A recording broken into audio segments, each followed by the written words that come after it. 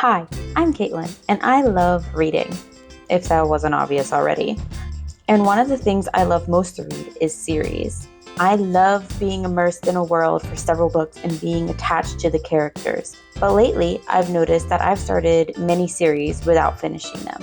And that got me thinking, how many series am I in the middle of anyway? So I sat down and wrote out every single series that I was in the middle of. And I was shocked to see how many series that I was reading at the same time. I'm currently in the middle of 13 series. So here's the plan. I'm going to spend a week reading as many books as possible that will continue or finish series that I am in the middle of right now. And hopefully by the end of this video, I will be able to cross off a few series from the list, or at least say that I have made progress on them. So let's see how many series I can continue or finish this week.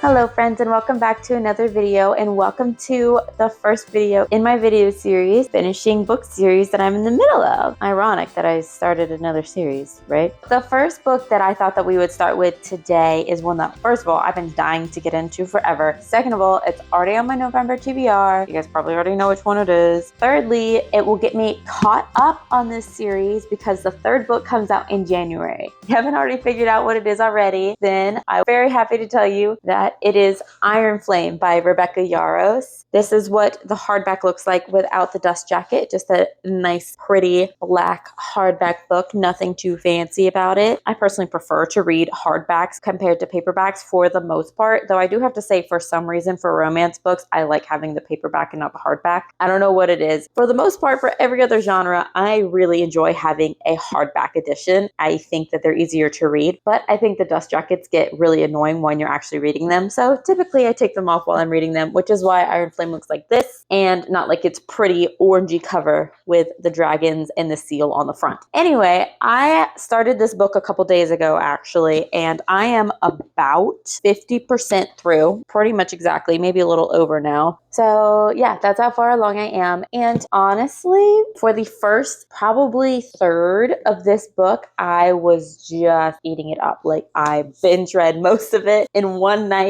Loved it, loved it, loved it. The past 50 pages or so, it has kind of gotten a little bit more boring. Maybe not even 50 pages, maybe just the past like 3 chapters, 2 or 3 chapters. It's just kind of gotten boring, and suddenly I'm finding myself losing interest. We're only a little over halfway, and it's kind of that point in the story right before the final climax kind of has to kick in, and there has to be some forward momentum again. Right now we're kind of in an in-between where we're kind of getting resettled, and I don't know, it's like the calm before the storm almost. At least that's what it feels like. So far, I have really enjoyed it, like I mentioned before, but specifically I want to talk about Rebecca Yarros's storytelling. I think that Rebecca's storytelling is absolutely phenomenal. The way that she conveys the story, how she brings on plot twists, how she has made certain characters just so clever. If there's one thing about me in reading, is that I absolutely love when the story is clever or when the characters are clever. Like there's just something about cleverness in plots and in characters that make the story feel complete to me. My love for these characters is definitely still there. I'm still grieving some of the characters that we have lost just thus far in the series, both in the last book and in this book. There have been some major plot twists in this book that I have not seen coming, and I love when a plot twist takes you off guard, and Rebecca Yarros always takes me off guard, like always. There have been a few instances where there has been either some miscommunication or just some stubbornness. It's not even miscommunication. It's more like stubbornness to communicate from multiple parties, shall we say. That has been a little bit frustrating. All in all, I get why they were having that struggle to communicate. Could it have been resolved earlier by them talking to each other? Yes. Does that create a super well-rounded story and one that is compelling and makes you want to keep reading? Not necessarily. The miscommunication was done in such a way that it was kind of understandable and it wasn't there just for the sake of miscommunication. So anyway, that is about where I'm at in the book. Again, I'm in a little bit of a lull right now and I don't have a ton of motivation to keep reading, which is so surprising because the first third to half-ish of this book, I could not put it down. I was just thinking about this book all the time when I could read it again, and I would just spend hours binging it. So I think that I'm going to have to push through the next couple chapters in order for it to get incredibly interesting again. And I'm not afraid to do so. I definitely think that it's worth the time. Rebecca Yarros has my trust to build the story up and then tear it back down again in order to have a great setup for Onyx Storm. I am so excited. I've already pre-ordered my copy and I am just counting down the days until we get Onyx Storm. Anyway, this is the first book that we are going to be completing. Hopefully I'll finish it in the next day or two. That's the first one. There are a couple options for other books in the series that we will hopefully get to fairly soon if I finish Iron Storm on time. Let me make sure I'm not forgetting any from my handy dandy list of series. Okay, we have lots of options. There are 3 books that I physically own that will continue or complete series that I am in the middle of, and that is Go Set Up Watchmen by Harper Lee. This is the second book in the To Kill a Mockingbird duology. To be completely honest, I'm not necessarily super interested in reading this right now. The second book that we have that we could do is to continue the Good Girl's Guide to Murder series, which I started in September by reading Good Girl, Bad Blood. This one is a young adult mystery thriller, and I've heard really good things about this one, actually. I've heard that the series just gets better as it goes on, which is saying something because the first one was pretty good. And that would mean that we only have one more book left in this series, and that is Good as Dead. That is an option. It would not get us caught up on a series, but it would get us one step closer. And then the last one that I have in my physical possession is Part of Your World by Abby Jimenez. I think this is the only book that I haven't read of Abby Jimenez, which is kind of funny. The first book I read was Yours Truly, but once this one is done, I will have read every novel of hers, I think. So this would complete not only the Part of Your World series, but what also would be the last book that I have read in Abby Jimenez's catalog. I've heard amazing things about this book, so that is definitely an option as well. Then there are a few options on Kindle Unlimited that we could do to complete series or to continue them. The first one is The Winners, which is the 3rd book in the Beartown series. The 5th option that we have is to continue the Crowns of Nexia series. If you have heard of the book The Serpents and the Wings of Night, that is a duology that has been very, very popular in the past couple years. And there are obviously 2 books in that series with a novella in between. And the novella is called Six Scorched Roses. In that world, there are 3 different kinds of vampires. And so the first 2 books covered the first kind of vampire. And the 3rd book in the series, which starts actually a new duology, is about the 2nd kind of vampire. So there's going to be a duology for each kind of vampire. And there's The Songbird and the Heart of Stone comes out in November, and hopefully it will be on Kindle Unlimited like the rest of the books are. So that one's coming out in a couple days, so we could read that one as well. And then the last option that we have is to continue the Shadow and Bone trilogy, which I just started a week or 2 ago. The second book in that trilogy is called Siege and Storm, I believe, and that is on Kindle Unlimited, so we could read that one as well. So those are our options, but for now, we are going to continue reading Iron Flame, and I will update you guys as I go along. Hello! It has been a couple days since I've been able to give you guys an update, and I have read probably close to 200 pages since we last talked. I am quite far, and things are about to get absolutely insane. And I know this because of what just happened at the end of the last chapter. I am like so certain that this last 100 pages are just going to absolutely fly by and destroy me. And I am here for it. Like, count me in. My thoughts on the book since the last time we spoke, and the second half of this book feels like a completely different book than the first half of this book. And that's not even like saying that it's bad. It's just the contrast of what was happening at the beginning versus now is so crazy that it doesn't feel the same. Like, when I had about 200 pages left, I looked back to see what was happening 200 pages prior, and I was like, oh my gosh, that was this book? Like, that was this story? That seems like forever ago. That was a completely different time. The vibe was so different. What was happening was so different. What I thought the future held was so different. Like, it was so different. So anyway, I really want to finish this tonight, but the problem is that it's already late enough that I know that I'm going to have to stay up really late in order to finish this, but I kind of want to do it.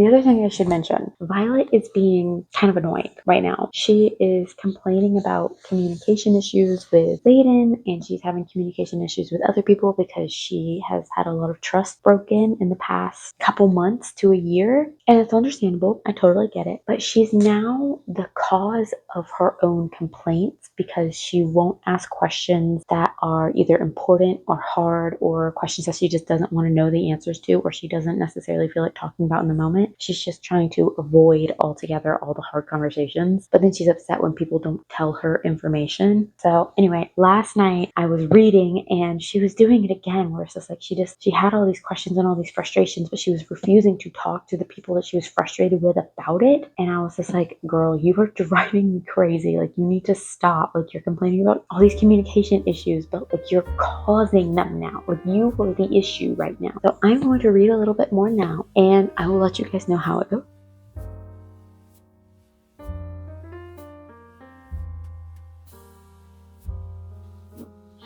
I know I've mentioned this before, but the way that Rebecca Yarros tells a story, I personally just love. Like, I'm eating it up. I think she tells it so well. And you know that I'm really enjoying it when, like, multiple times a book, I just stop and think to myself, like, wow, I really like her storytelling. And that's what's happening again.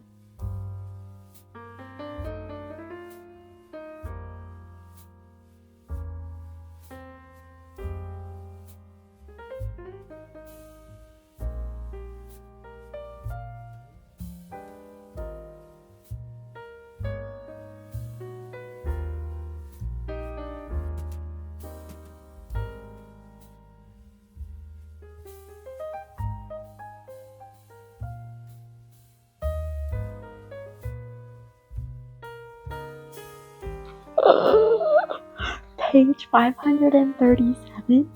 I've been waiting for this moment since the end of Fourth Wing. I've been waiting for this moment. I'm so excited.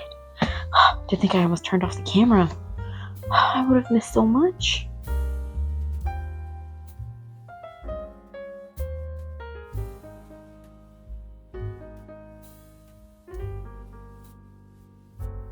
How do I even explain this book? You guys saw some of my reactions to reading the end of this book, which I finished last night. And as you can tell by my reactions, I had a very good time with it. It did not emotionally impact me quite as much as the end of Fourth Wing, but that does not mean that it wasn't good. In fact, the story itself was absolutely amazing. I've mentioned this probably 5 or 6 times in this vlog now, but I just love the way that Rebecca Yarros tells a story. She's so good at it. I could tell by the ending of this book and some of the callbacks that she had to the first book in the series, Fourth Wing, that she has had this planned out from the beginning. She didn't just write a fantasy book and then decide to make it a series later and try to make the puzzle pieces fit. That's not what happened at all. Like, this was obviously very laid out, very detailed, and I greatly appreciate it. This series is heavy on language and it does have spice. So all those things you have to kind of keep in mind if you're deciding if you're going to read the series or not. But this series is so good. Like, this series has me hooked.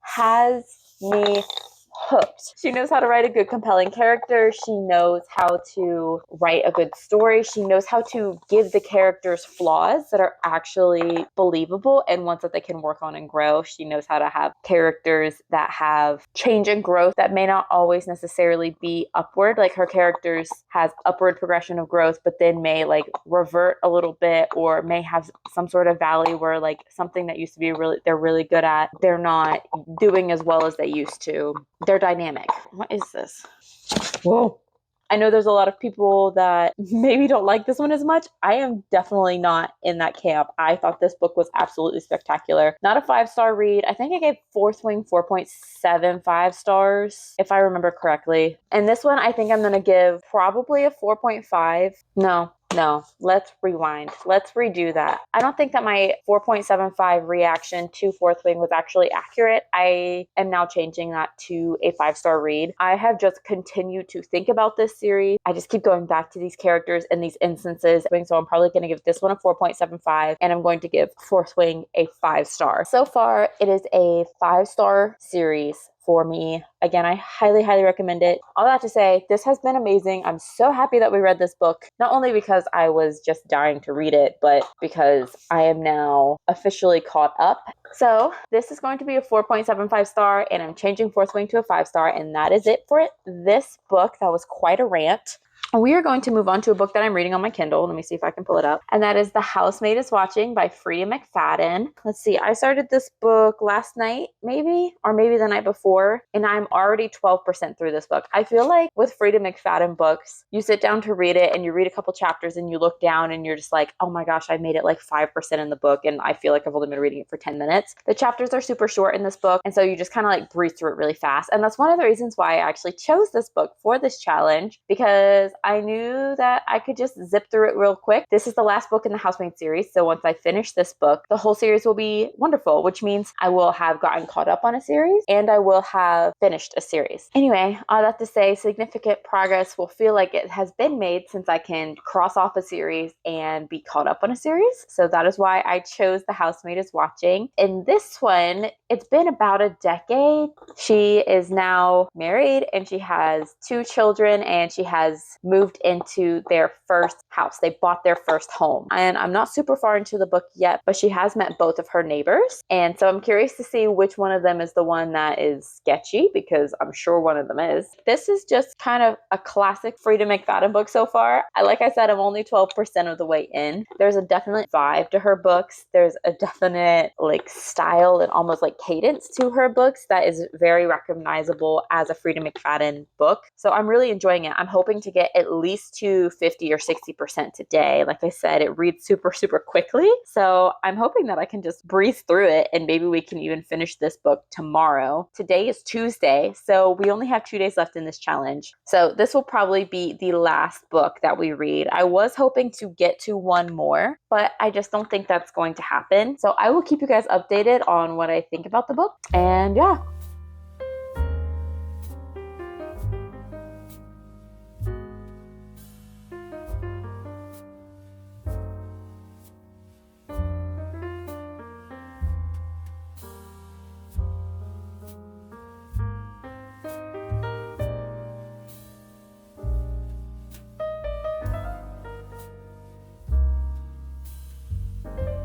This book, more than any other book in the Housemaid series, caught me by surprise. Like the twist, I was not suspecting that circumstance like at all. You couldn't see it on my face when I got to it because I would just like got really wide-eyed, but like in my heart, in here, I was like, what the heck? Like, I was not expecting that at all. So that is obviously a really good plus for any thriller at all, though I do have to say, despite the fact that this ending got me more than any other ending in the Housemaid series, I think this might be my least favorite in the series as far as the actual reading of the story. It was the one where I was kind of into it the least, or I didn't like the characters as much, which is funny because this is a series, so most of the characters are returning. Well, at least the main character is returning, but she just didn't have her same vibe as she normally did. It felt a little bit different.